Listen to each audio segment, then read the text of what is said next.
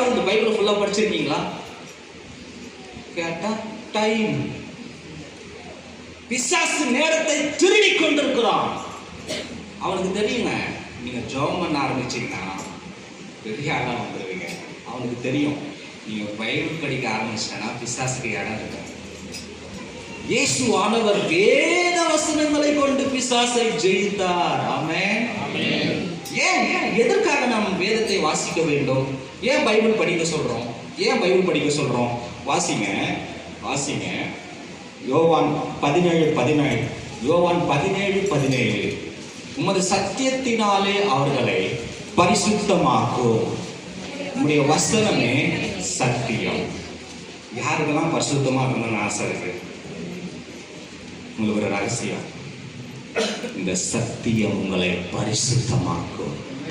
இந்த சத்தியத்தை வாசிக்க வாசிக்க வாசிக்க எனக்குள்ள ஒரு பரிசுத்தம் வருங்க.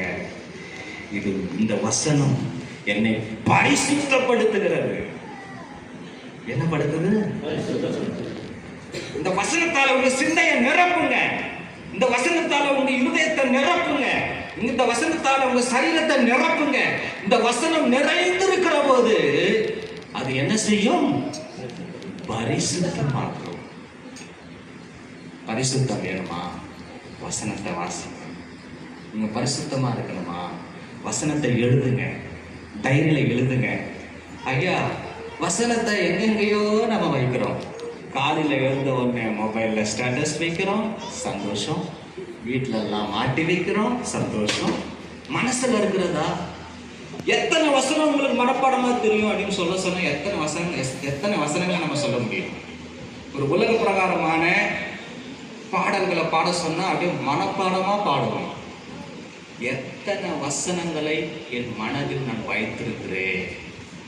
வேத வசனங்களை நீங்க வாசிக்க வாசிக்க வாசிக்க இந்த வசனத்தை நீங்க மனப்பாடம் பண்ணணும். என்ன பண்ணணும்?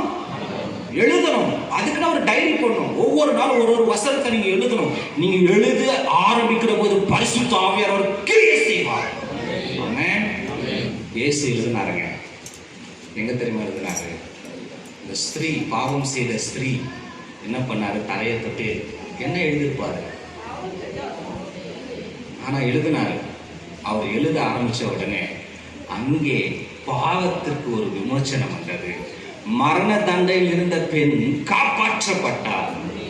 நீங்க எழுத ஆரம்பிச்சீங்கன்னா, ஆண்டுடைய வசனங்களை நீங்க எழுத ஆரம்பிச்சீங்கன்னா உங்களுக்குள்ள ஒரு எழுப்புதல் வரும், உங்களுக்குள்ள ஒரு பரிசுத்தம் வரும். ஆமென்.